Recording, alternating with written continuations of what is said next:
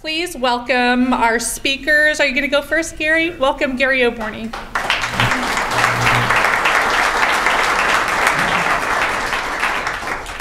John and I are very glad to be here to talk to you today, because we think what this particular initiative is doing is right down the alley of a lot of the principles that this club is formed on, which is that business should be driven by private enterprise and by a private motive. And that's what we've tried to establish with the initiative that we've been working on for about 2.5 years now. So before I do that, I'll give you, I've spoke before in regard to some EPA issues in the past at this club, and so I'll give you a little update on that. Last time I spoke, I gave you an update, and we were just about in the position to have EPA and KDHE approve the program that we were putting together, where we could take a very onerous unneeded regulatory bill and law that's been put into place that affects runoff from municipalities and basically land in general within a city. And so since I spoke last, EPA and KDHE have approved the program. Now where we're at is we're at the City of Wichita right now, and as of this week, Wichita Area Realtors Association, CCIM boards have all approved the process that we would like to see the city approve as this particular policy. And so what the process is now, now that the water quality has been accepted by EPA and KDHE, the city and the county have to make a decision of how to do that program. I brought it up that the ERU program, if you remember, was put together, and that's something that's on your residential bill and your commercial bill that you pay on your water bills. The taxpayers were told that that was for water quality and flood control within in between Wichita and the county. And what has happened is, if you look at the budget of that program, it gets utilized for a lot of other things than water quality and flood control. And when we put this program into place, we're going to save money. We're going to save property taxes. Property taxes right now, if you remember, when a piece of land is developed, the improvements that are put on that land, that is measured by the county in value, and that's how you pay your property taxes. If we can become more efficient by not putting detention ponds in for water quality and take up valuable land area to put a manufacturing plant in, or a shopping center, or anything that we build residential, then we're going to be more efficient, and we're going to put that property tax back in our pocket. We did an estimate early on. We believe that number is somewhere between $3 and $4 million every year, and that compounds every year. So every year that we don't do this program, we continue to lose that property tax base. So that's one advantage. The other one is that program, that department initially had 2 people in that department. It now has 6 people in that department. By going the process that we're utilizing, they can go back to the 2 people and either put those people in other departments or lay them off if they need to, if they're not viable in other areas. So a lot of savings by doing this program. It'll be the first one in the nation. And so where we're at right now, we would like the city, and you can help out here, we would like to see the city and the county utilize the existing ERU program to pay for this program. Now remember, from what the billions of dollars that we're spending right now, the hundreds of thousands of dollars that we're spending right now, our program is a 500-to-1 savings. So right now we can take care of all the water quality for an entire 1 year, and the city's estimate is $8,000. Our estimate is about $2,000. So we're talking about going to almost nothing. And the reason why, if you remember, the mandate is that the City of Wichita, we affect our Arkansas River 0.4%. You almost can't measure it. So this impact on our water basin comes from the 850,000 acres that's above us, outside of our area. So ultimately, I'd rather see us push back on that rule ourselves, but we're not in a position to do that. So here's an alternative. It'll be the first one in the nation. If we're successful, this will remove a regulation that should have probably never been in place, and does it in a manner that we're going to save money. So if you can talk with your council members and your county commissioners, we would appreciate that, but we would like to see that done through the existing ERU program that's already being collected somewhere around $20–25 million a year with a $10 million reserve. So we need to utilize that fund. Okay, so going on to brighter skies. Coming out of the recession, the economy was not doing very well for Wichita. And so a number of business leaders got together through the chamber and formed what was called the Leadership Council. And that's about 150 community business leaders. And we all put in and wrote a check for about 50 grand apiece, and we funded this initiative. And we said, you know, we need to do something about what's happening in Wichita. We can't rely on the city of Wichita or any other institutions to take care of this. We need to do that. And so we formed the Leadership Council. Since then, that's morphed to the Greater Wichita Partnership. And under that initiative, we said, we did some research, we did some studying of where Wichita was, and we were performing below other cities in the Midwest and below the national average. And we said, you know what, we need to do something. And so we started to look at it. We said, what's the 3 areas that we can impact the Wichita and the 10-county area? And we said, okay, first of all, we need to look at jobs. We need to have the best workforce that we need to have in this area and to be able to compete. The second thing we said was we have to have the best education system, so we need to get involved in that. And then the third thing is we said, you know, for the longest time we've had this very focused economy, one around aviation. And not that we don't like aviation, aviation's great, but we need to diversify our economy in Wichita and make sure that we have a number of verticals that add to our economy in this region. And so I signed up for entrepreneurship, and we have plenty of people that can handle education. We have plenty of people that can handle the job side because of all of our corporations. And when we came to sign up for entrepreneurship, no one really wanted to step forward. And you know, it's kind of an abstract concept. And I said, you know what, I'll do that. So I stepped up along with Scott Schwinneman, my co-chair, and we told him, you know what, we have plenty of meetings in all these boards and all these committees. If you want to just meet, we're not interested. But if you want to actually get something done, and we go by the slogan, we want to do strategic doing and not strategic planning. And so we said, if you want to do something, let us do what we're going to do. And we said, we'll come back in 2 weeks and we'll give you a plan. And so if you look on your sheet, if you can't see up here, our first focus area is identify, activate, and mentor the entrepreneurship ecosystem. And if you turn to the next page, you will see what's resulted in that. It says 33 current liaisons. This needs updated. As of today, it's 35. And so what we said, in order to create this ecosystem, we need to have all these different organizations. So what we said was, we need to create an ecosystem that's firing on all levels. And a number of these groups are very organized. Some of them are ad hoc. Some are just groups that got created. And we said, look, right now they're all working in very siloed approaches. Let's get them all at the same table, and let's start talking about how do we figure this out, and how do we create this big net out there that we can create all kinds of events and opportunities for entrepreneurs to feel comfortable that this is a great environment for them to start their businesses. And so we brought all these groups over a period of time into the Entrepreneurship Task Force. And we meet, since we started 2.5 years ago, we meet at 8 a.m. every other Tuesday.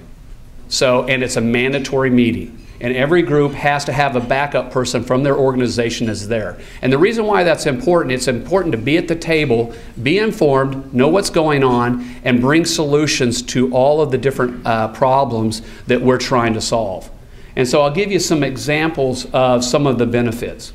One of the programs that we put together is a business program and business competition for kids in elementary school. So the first year, we put together a program where we gave them a product, we gave them some materials, and all the classes in USD 259 in 4th and 5th grade had to create a product, and then they had to create a business plan, and then they had to present their business plan. And then we took kids from YE, Youth Entrepreneurs. we took them and we said, you know, there's a lot of times when you're being judged by business adults. Here's your chance to go judge their project and build that relationship.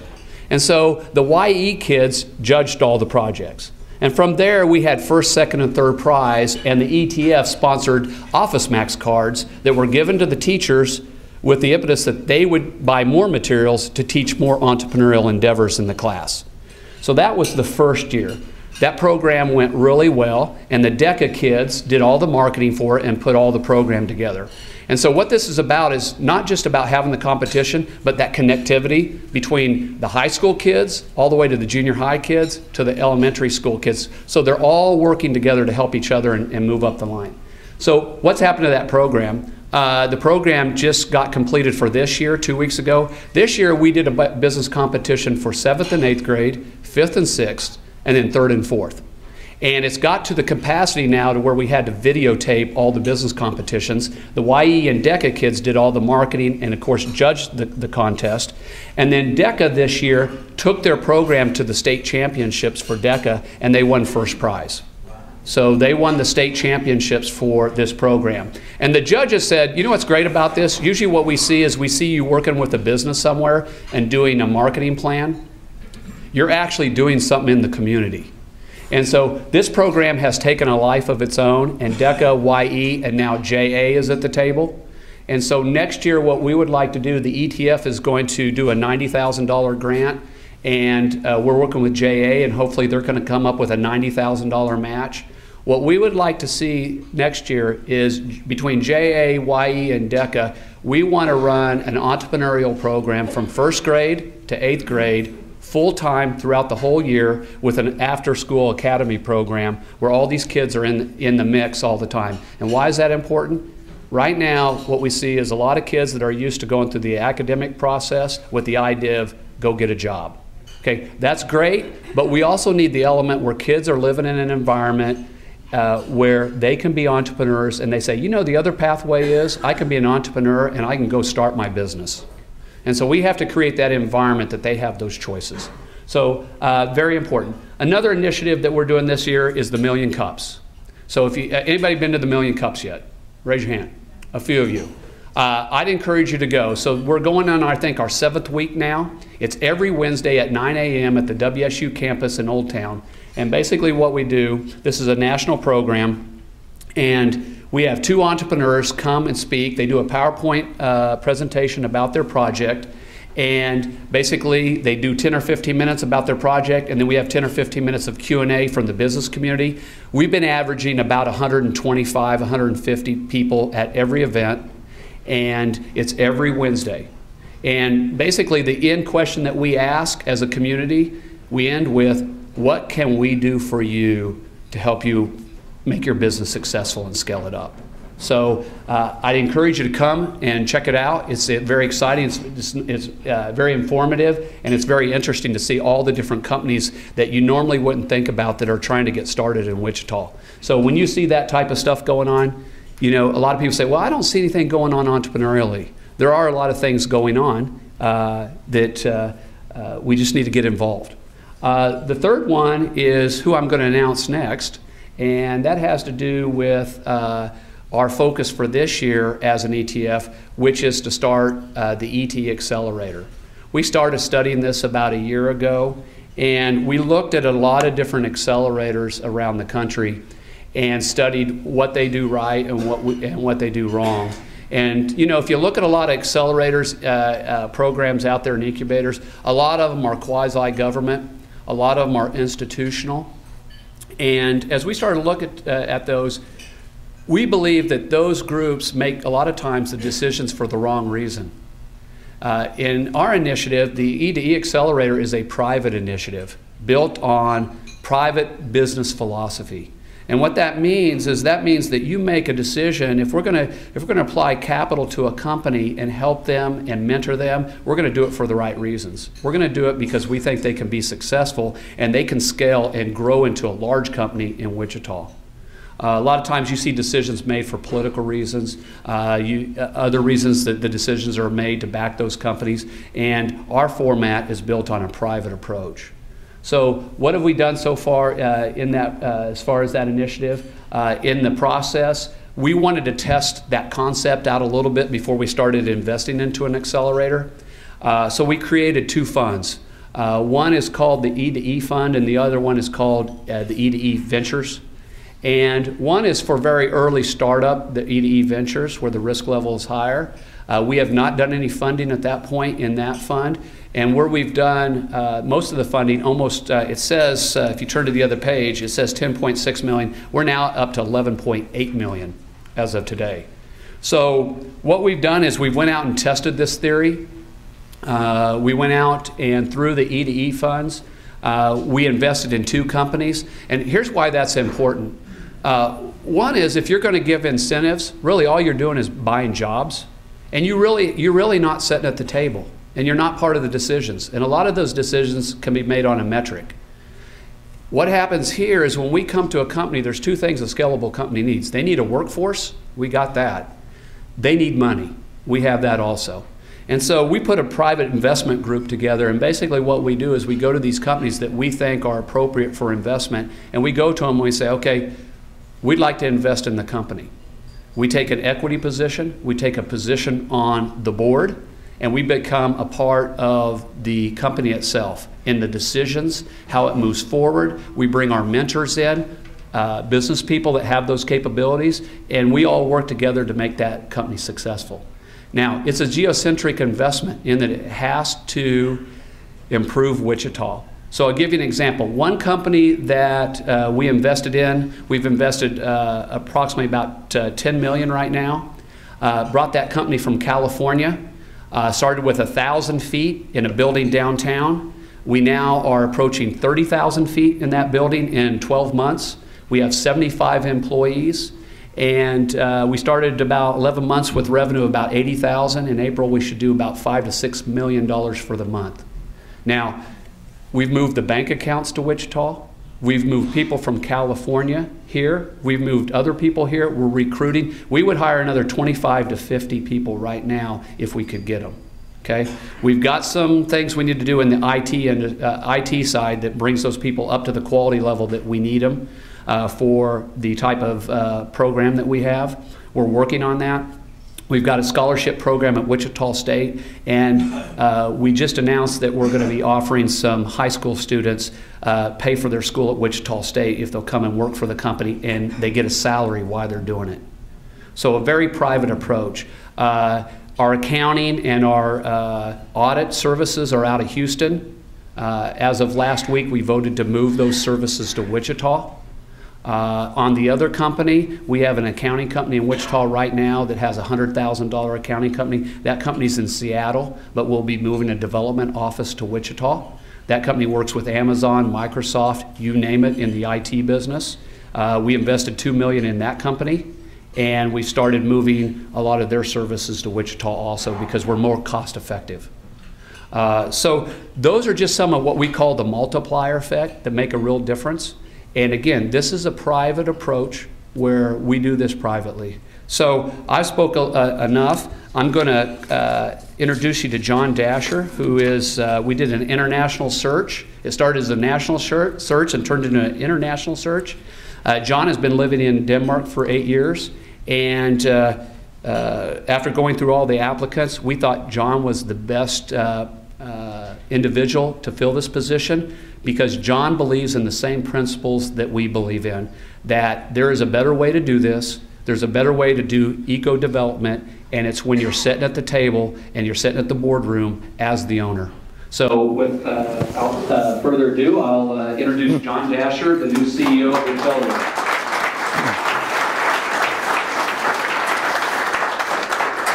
Thank you, Gary. Can everybody hear me if I just shout loud enough, or? Oh, thank you. And thank you, by the way, for saying that I lived in Denmark and that I'm not from Denmark. The press has been wonderful to me since I got here, but all the newspaper articles have said John Dascher from Denmark, and I thought, oh my gosh, everyone's going to think I'm a European socialist coming in here to do entrepreneurship. Like I'm dead in the water before I even start. And one might even argue a European socialist doing entrepreneurship could be an oxymoron. But, and I know some of you have heard that before, but I really got to drive that message home. So Gary brought, I'm going to segue into what Gary said before I jump into this, but the document that you have here, it's a little bit of everything. It's our marketing material, it's our fundraising piece, our executive summary, our strategy, our budget, and everything else in between. But I'll focus today not so much on the fundraising aspect, but just let you know what we're doing and how it's going to be a little different and why it's necessary. But as Gary had mentioned, and let me use a great example from one of Wichita's own, Jack DeBoer, who I haven't had the pleasure of meeting yet, but I'm sure you've read his book, correct? Have any of you? Please? I won't embarrass people who don't. Now, I know you've read it recently, right, Devin? Do you remember the questions that he asked almost in the very first chapter of the book? He comes out and asks some questions.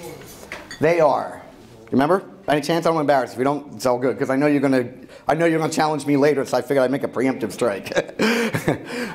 He says, why are you going into business? Why do you want to do this? Do you want to get rich? Do you want to be powerful? Do you want to have a lot of respect? And if you're going into business or being an entrepreneur to do that, you will fail. And the reason for that is because if you're doing that, then you're focused on that. If you focus on building the business for the good of the business, the wealth, the power, the influence, all the things that you think you want are just a wonderful consequence of doing it. Possibly death threats too, but read the book, you'll know what I'm talking about. And that's what we're trying to do here with the incubator, the accelerator, and the E2E funds. Meaning that we need this to be entirely private, because if somebody pays us to create jobs, and it happens all the time because compensation motivates behavior across the board, that you end up focusing on, okay, how do I create a job? And then, how do I do a survey that creates a job? No, you need to focus on what really creates the job, and that's value creation. And sustainability, meaning that what you do has to be profitable, because profitability and sustainability are, if they're not correlated one-to-one, they're pretty darn close. And we'll come to that later. So that's what we're trying to do. Now you can see what our mission statement is to accelerate the Wichita entrepreneurial ecosystem. And our mantra to do it from entrepreneur to entrepreneur, meaning taking the knowledge and the mistakes that some of the entrepreneurs of previous generations have had, or ones that are doing it right now that can begin to transfer it to the students in college that are thinking about being an entrepreneur. So, it doesn't have to be 60 and gray hair, or in my case, 43 and gray hair. It could be any generation, passing these down to the next so that these entrepreneurs can learn from the mistakes of the people before them. And then building an ecosystem around them that gives them an opportunity to thrive, network, knowledge, and capital. And that's what we're all about. So how are we going to do that? Well, you see the center of gravity here, that being the center of gravity is one of the main concepts behind E2E, is that if you look at cities like, we'll start the big one, in the Valley, you can just pick one, Sand Hill Road or Stanford. In Austin, Dell, the university. Austin, MIT. What does the Wichita entrepreneurial ecosystem revolve around? And that awkward silence is a good indication of, well, nothing yet. And we need to create something, because there's a lot of great activity out there. A lot of people doing a lot of wonderful things. And if we can bring it together, just like the ETF is doing, we can accelerate the whole entire system. So we have a business model here. It's all in here. This is word heavy, a little more graphical. But we have a business model that has 3 components, and it's designed this way because we need to be sustainable. And the accelerator market has grown from virtually non-existent to being somewhat standardized in the last 10 years. What it is an organization funded either by investors, universities, high net worth individuals, governments, and they take in entrepreneurs, usually doing something related to software or internet business models. Not all, but usually. They run them through a 12-week program at a certain start, a certain stop, And then on the back end, after the coaching and the mentoring, their job is to go out and raise money from a venture capitalist. Some of them don't even have a product on the market yet, or at least one that's functional. That's the early stages that they activate in. Some of them are good, some of them they're still getting their footing. A problem this model has is sustainability. Because you don't need to know a lot about venture capital, but if you're taking 5%, and that's usually what they do, a 5% ownership position in a company for offering a little bit of cash and some mentor services, and you're going to use the rewards when these companies grow to subsidize or finance your operations, you have to wait till one of them sells. And after 20 years in early stage venture capital, it's dead on true that it takes about 7 years to go from here's my business plan to wire transfer after selling the company. Or IPO and then the lockup period expires and hopefully the stock is still worth something like that. It takes a long, long time. But usually these accelerators only have 2 years worth of operating capital in the bank. So what happens after 2 years? It's a problem. What we'd like to do is take it, I'm calling it Accelerator 2.0. I've said it before and I will say it continuously, the value of an accelerator is really built in the quality of the mentors who coach the companies coming through it. Okay, well, it's your town. You know this town much better than I do, although I'm getting up to speed fast. What kind of mentors do we have here? Yes, we do have some people that can mentor startup companies. We have people in this room that have successful internet and software companies running right now. Advanced manufacturing, commercial products, business-to-business products, hospitality. There's a wealth of knowledge in this town. Oil and gas, you know the usual suspects. So we're going to build an accelerator that will take companies that can be matched with the people in town that can best mentor the companies that come through. That's number one. Number two, they have to be scalable. Lifestyle businesses are wonderful, and as an owner, you have a right to run your business any way you want, just not a good fit to what we want to do. We want companies that can go from this to this. And then thirdly, an entrepreneurial team that not only wants to go from this to this and is willing to incur the risk to do that, but is also coachable, that also wants to be a part of this, that at least recognizes I could use the support of others. And then each company will be customized as they go through. Another lesson I learned after doing 20 years of early stage investing is less is more. And I say that because the traditional accelerator models take in 10 cohorts, which is basically a company, 3 times a year, and they're just trying to crank out as many as they can, hoping it'll be a numbers game as one of them will hit. I believe that the more you spend with them, the more you invest yourself in them, the closer you get with them, the higher the likelihood of success. So we'd like to have fewer companies come through. The last component is we want our companies to have some type of market validation. Okay, what does that mean? Usually that means someone's buying their product that they're selling. So, it can take other forms too. It could be, hey, here's a purchase order, when you finish it, I'll buy 1,000 units, or something else. But they have to prove that they created a product that the market demands. These are the companies that we're going to be shooting for. Where are we going to put them? Well, they can be put wherever they want, but the third component of the EDE is a physical incubator building located within a 2-minute walk of this building right here in downtown, where we can host these events, where all entrepreneurial events can be held. There can be co-location for entrepreneurs in the accelerator or not. It can be a desk that they have access to, or it can be that they have their office space, because we need to create an environment where entrepreneurs can learn and feed and talk off each other, learn from each other, support each other, feel that they're part of a bigger system. And the physical building will allow that to happen. It will also help the sustainability of EDE. And then lastly, and I won't dive too much into more, the venture funds that Gary mentioned before, taking the best companies, come from the ecosystem, mentored by the ecosystem, mentored by the private contributors, if they so choose, or anybody else, put them through, invest in the best. And it remains, again, entirely private. So the private investors that choose to invest in something can. They think they can add value or they like. And if they don't, they don't. 3 legs of a stool that will create a sustainable ecosystem. And I'm sure you have questions, so I'll try to run through it quickly. But I thought we could have some fun here. We're going to have more fun next. All right. So I just got done saying that we're not going to do something Silicon Valley-like, but here are some Silicon Valley companies. But this sort of hints at, well, why do this, other than the mission?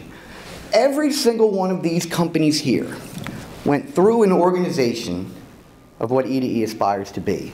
And within maximum 5 years, from walking out the door, they went from being startup companies with a handful of employees worth almost nothing to that. Let's do an even more fun example. I threw this in at the very last minute because it stuck into my memory. Google. Of course, I'm exaggerating for a little bit of shock value, but they're really good numbers that explain why do we want to invest in technology companies. So I'll give you a history. Now, I apologize. I taught at a Danish university, so some of this is in Danish krona, but I'm pretty sure all of it's in English. Okay, so Google got started as a research project in '96. Was registered as a domain in '97, '98 incorporated as a company. '99 raises $25 million. Okay, 1990, that was a lot of money now. Imagine what it was back then. From 2 top-tier venture capital funds, and they only had to sell 20% of the company to do it. Pretty shocking. So what's it valued at? $125 million. Okay, so from a research project in 3.5 years, $125 million in value created. Fast forward 5 years, goes public, $85 a share. Market cap, $1.7 billion. Again, less than 10 years, 8 years. Look at the value that was created. When I wrote this back in 2004, it reached an all-time high of a split adjusted stock price, $407 billion. Amazing. Here's some of the numbers. If you were a venture capitalist and you had $12.5 million and you decided you wanted to deploy it, you could put it in Google. I'm going to use my laser. You could have put it in the S&P. You could put it in NASDAQ, or you could have put it in a European stock exchange. This one happens to be the Copenhagen Exchange. Now, when Google goes public, the value of your holding went from $12.5 million in cash to $167. What did your $12.5 million in the S&P do? 10. NASDAQ, 9. Copenhagen Stock Exchange did a little better. At its maximum value, you turned $12.5 million into $2.4 billion. That is the same thing as putting the money in the bank and getting a 64% interest rate. On a real basis, if you put it in the S&P and NASDAQ over that same period, you lost money. Here's another telling thing, maybe even a trick question. So Google went from an idea in '96 to a public company in 20 years. Walmart and Ford. Now, Walmart went public August 25th, 1972. Ford went public 65. How many years do you think it took them to go on an inflation-adjusted basis to $407 billion? Take a guess. Anyone, take a guess. How many years do you think you took these two companies? 5 years. 5 years? Good guess. 30? Good guess. Trick question. Never. They never, ever reached that value. Let's be honest. How many people have walked into Walmart? I admit it. I do it. Shoot, I have to go there right after this meeting to sign up for cable. How many of you shop at Amazon? Oh, good. Do you spend more time on Amazon buying things, or do you spend more time going in and out of Walmart? Forget I asked that question. Let's just put it this way. Believe it or not, Amazon market cap this morning, 281 billion. Walmart, 220. To make things even more down to earth, how many people have owned a Ford? Ford, an American icon. You know what the market cap of Ford is? $52 billion. So technology and technology-enabled companies scale, they scale fast, and they create a ton of value. And that's what we want to do. We want to have something like this in town. Now, I'm not saying we're going to create the next Google, don't get me wrong, I don't want to be that arrogant, but it's sort of an extreme example to prove why we need to accelerate our entrepreneurs, especially those that are technology enabled. Because the more value we create here in town, I'll give you a great example. I knew two people in San Antonio, Texas that were recruited from London and Silicon Valley to start up a medical device company, sold that company in a couple years, none of them left. Instead, they stayed from London and Silicon Valley, created a venture fund with the proceeds that they made and the investors they made money for, and now there is a $30 million venture capital fund in San Antonio, Texas that has launched 3 more companies from people that had to be recruited to the area. And San Antonio was known as a military and an industrial town. It's still not known for being. So another reason we want to do this is, Gary talked about the multiplier effect. It is very, very likely if somebody creates a successful company here and they make a lot of money, they're not going to Palm Beach, they're not going to LA, they're going to stay and they're going to do it all over again. Wouldn't you guys agree with that? That if you're from here and you make your wealth here, you're going to stay here and do it over again. That's what we want to do. Hopefully you have questions for both of us. So I'll take that microphone and fire. you guys can work from that one. Thank you. Just a reminder, Pachyderm Club members get first shot at questions, and then if we've got time, I'll hit our guests if you've got some. So put your hands up so I can see them. Thank you very much. So, as I understand it, what is your guys' minimum valuation you're looking at investing? Because it doesn't appear that you're interested in like the angel fund, the lower level type of investing. You're looking in the millions. Am I understanding that correctly? well, let me ask a clarifying question. Oh. Well, can you hear me all well, or should I want to use the mic? Here, in terms of the E2E funds or the companies that come through the Accelerator, because the investment will actually occur 2 different places. Capital, cash, and mentoring will be put into Accelerator companies. This is a more traditional investment fund. So your question is directed at which one? Well, both. Now Both? that I understand. So, is there a minimum valuation on the Accelerator? And is there a minimum valuation or minimum investment amount on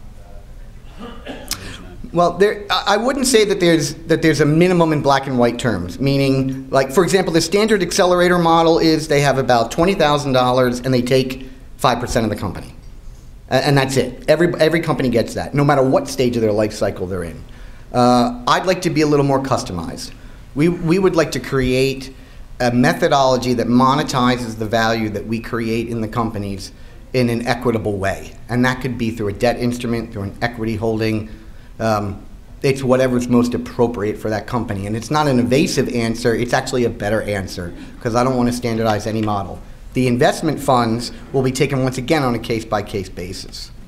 And I think the concept is that flexibility, you would want that in a business model to always be flexible. So we really haven't put on any parameters. Early on, we have targets, and within the E2E ventures, would we look at making a $25,000 investment in somebody with a very early stage? You bet. As long as that's supported by our E2E fund that has concentrations in a lower attrition companies. So some of these companies that we've got involved in some cases have been operating 2 or 3 years and they need to scale. So if you look at those companies that have been operating 3 years and have a growth of 50% annualized every year, the attrition level of a lot of those companies are in the single digit. It's 4 or 5%. Now you take a startup that really only has an idea and they're working on perfecting an idea, there's no market validation, there's no customers, there's no revenue. Those attrition levels are a lot higher. So when you look across the board, you need to balance that concentration level, because what's not going to work here is if we're not sustainable. So we want to make sure that when we do this, we make these larger investments in the lower attrition companies where we really think that they can scale up and do something at a different level. That'll afford us the flexibility to then come back and say, let's take a little bit of that money and let's roll the dice a little bit at a higher risk with some of these startup companies. So we're really looking to fulfill both sides, but it's really about managing the portfolio and making sure that that concentration level is correct that allows us to do both. Next question, Greg. Yeah, Gary, Greg, my question to you, is the Entrepreneur Task Force all involved in working with cargo? Here they have 900 employees in downtown Wichita, and that would be a real loss to have them move somewhere else. Well, okay, so all I would say is there's a lot of NDAs that have been signed, and that's as much as I can say, but I would say that everybody's taken it very serious about that particular company staying in Wichita. There is a number of parties working on to do that. What's an NDA? I want to know. Non-disclosure agreement. Oh, thank you. I'm going to ask one question as I'm heading over here. As an entrepreneur, I fiercely fight to keep control of my business. And it would be a last case scenario for me to think about venture capital. I would bootstrap as much as I possibly could. Do you think the trend with shows like Shark Tank out there is go look for venture capital first versus really doing the hard work yourself?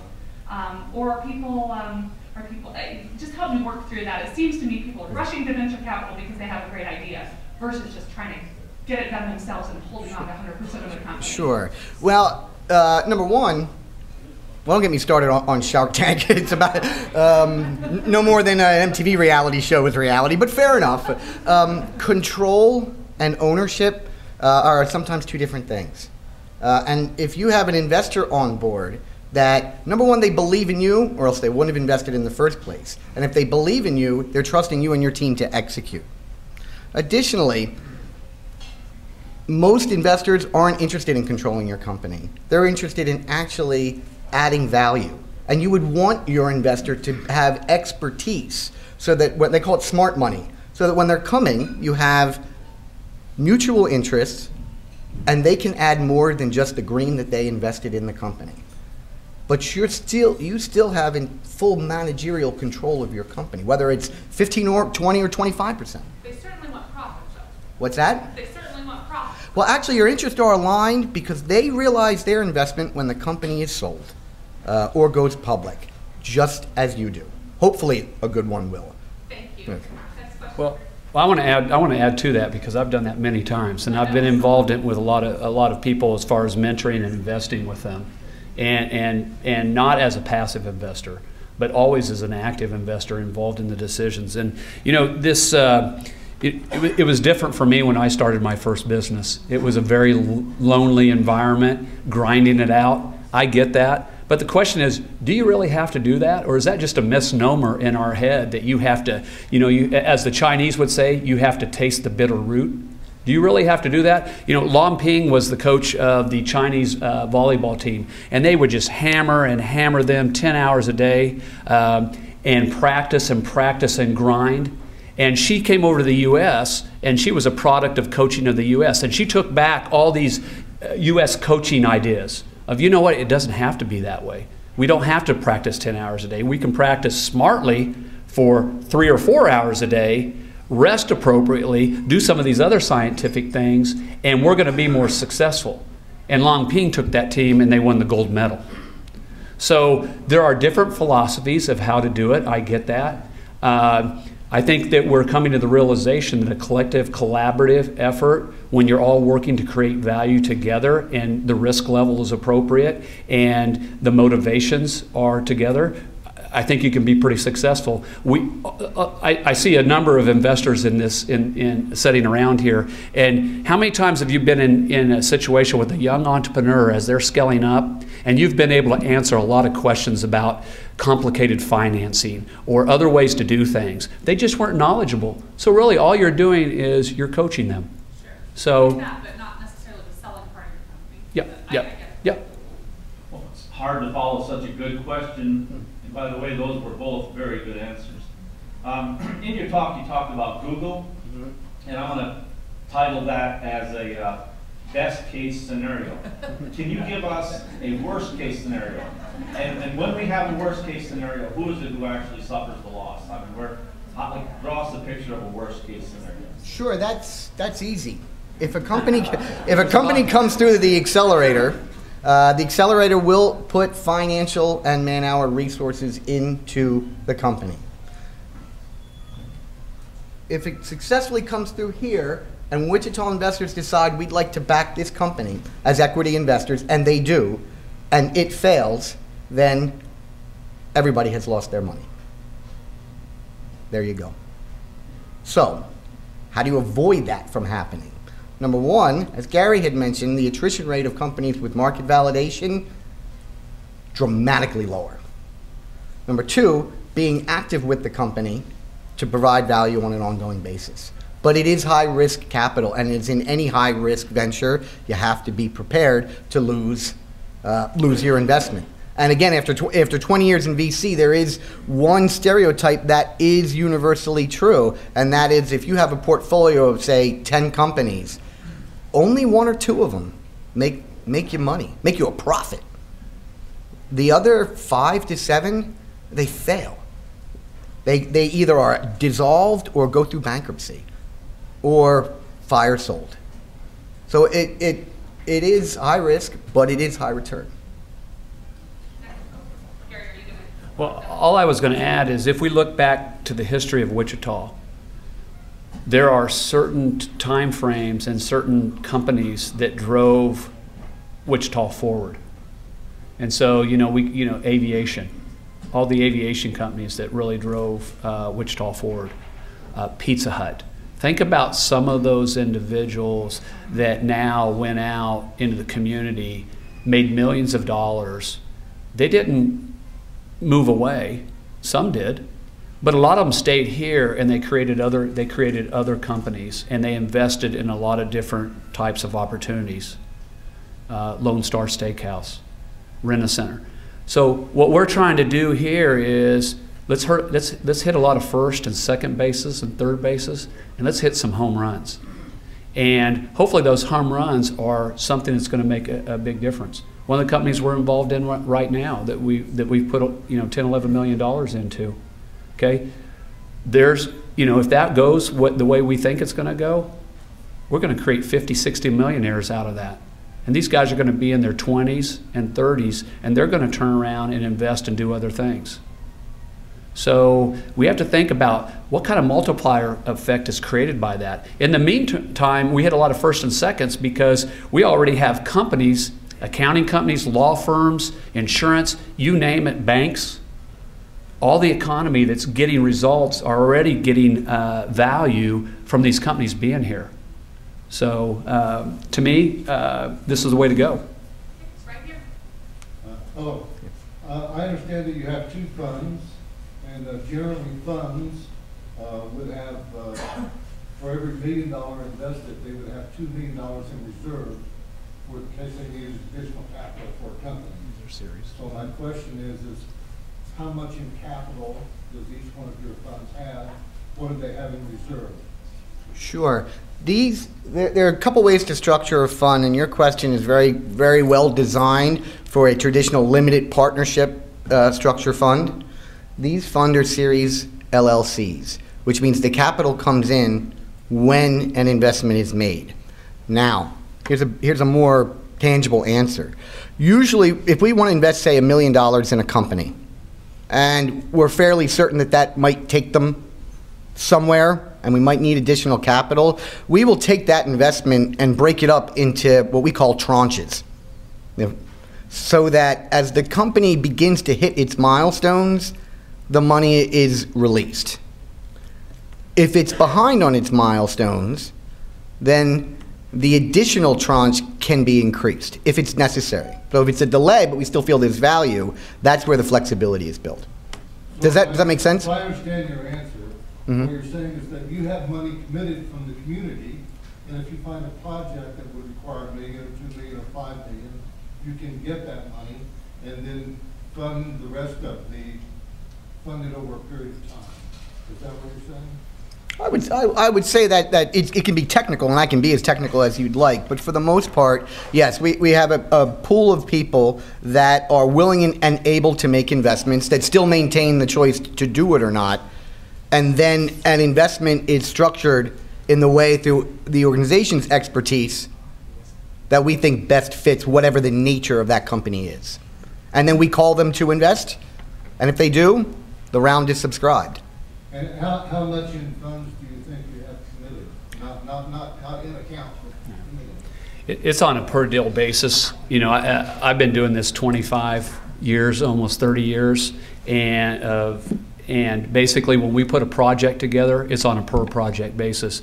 So what we typically do in our relationships is we have the normal list of people that partner with us, and we've had the same partners for 25 years.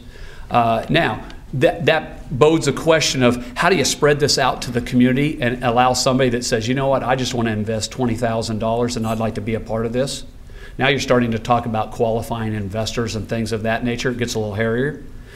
With this being said, these larger investments, we have a select list that we've dealt with to get this started with and that have the ability. And all those separate LLCs have a cash call event. So if for some reason we need to fund the company for more, then two things need to happen. That company, that owner, that management needs to show us that they have the plan going forward. Say, you know what, if you're running low on cash and you need more cash to do this, you're going to have to come back to us and talk about what's your plan to do this correctly, because the smart thing would be is if you're not going to put money after bad money, if they're not going anywhere and they don't have a plan, you either need to change the management, bring in new ownership, change it up and get it moving, or you need to cut the string. And so, again, if it was made for political reasons, a lot of times they just keep funding because it's politically embarrassing that they went down that road. And so they just keep funding it, okay? In our situation, we're gonna make a very calculated decision. If you've got a plan and we believe in the plan going forward, if you need more cash, we'll give it to you, but you better prove it to us. Same thing with the tranches. One company, we have a tranche scenario. They have to hit so many benchmarks to get the release for the next tranche. That was based on risk level. They had a little bit higher risk profile. So we had a tranche system that they had to hit in order to hit those benchmarks. They're now in their last tranche.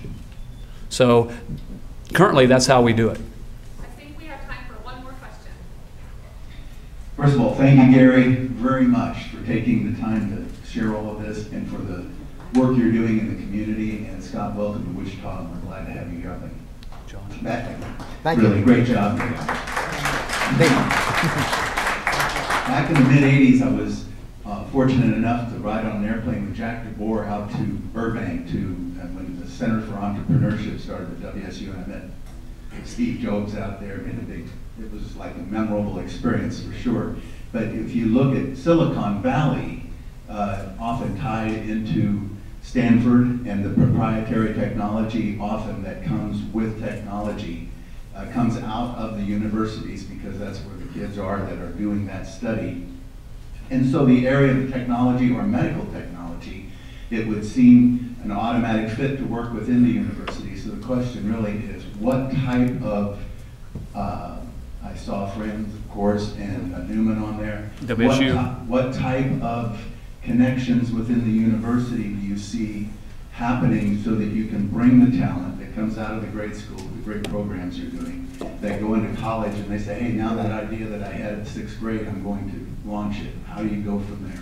Sure. And it's a wonderful question, and it usually comes up, and it's something we need to make more public, because sometimes people think we might be going against the university, and actually nothing more could be true.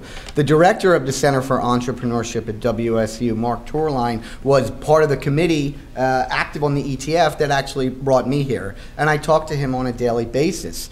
Because there's certain things that they do very well that make sense within their environment, and there's certain things that are better suited for us. Meaning, they have technologies, they have students, they have professors that want to take university technology and then start a company around it. And they're creating an ecosystem together with my help to do just that. And so when these, like for example, the Shocker New Venture competition later this month, integral part of that, we'll be judging that with many others. I'm helping Mark on a daily basis review potential technologies. And when their ecosystem begins to crank out companies that match our criteria of market validation, scalability, and can be matched by mentors, then we can run them here entirely on a private basis. And these things are being built under the umbrella of the ETF, which is one of the beauties of the ETF, because it's not just bringing people together to talk, it's bringing us together to act, to support each other, work together. And there isn't enough time in the day to give you real solid examples of how that's happening every day. And it's going to happen in this case. Yeah, and so I'll answer it from maybe a little bit of a community standpoint of being involved in that conversation. You know, universities, namely Wichita State, innovation, engineering, things of that nature, they do at a very high level. But they're not exactly built to monetize all that. And that has to do with just the university structure, the way it's built. You know, a professor is motivated by research, publish, get tenure. Okay, so if a university professor wants to move himself forward, he follows that process. There's no incentive or motivation when the university says, you know what, we want you to go ahead and work with this company and get this company scaled up and fired up, and oh, by the way, you don't get anything. But we want you to bust your ass doing it. So the structure of a university isn't built really for doing that. And so I see the Wichita State, the innovation side, large companies, you're seeing that, right? Airbus has moved out there. We've got Dassault that's moving out there. Okay, those companies can give them a good-sized check and say, please put your people towards doing this research and development specifically for us. That makes sense in an existing corporation. But in a startup situation, like we're talking about, very difficult to transition that to a motivated incentive situation that's going to be monetized. Now, with that being said, we're working very closely with Wichita State because there's a lot of synergy. What we do is there will be times when we have companies through the process that will need to use Wichita State as a technical resource or innovation or engineering or helping develop the product a little bit further in the engineering side. And there'll be times when they'll say, you know what, we've helped them this far, now we got to monetize this thing. How do we get this out to the business community, take it off the shelf, and put it into a commercialization, which is what we're built for. Because at the end of the day, the Wichita State University, because of the way they're structured again, they can't sit there and just take money and write $8 million to a company and say, here's $8 million bucks, let's go. They're going to say, you know what, we'll take 5% if we can use all of our facilities and we can use all of our staff and all that, and we'll take 5%, but you're still going to have to figure out the capital stack. Gary Oborny and John Dascher, let's thank them. Thank you.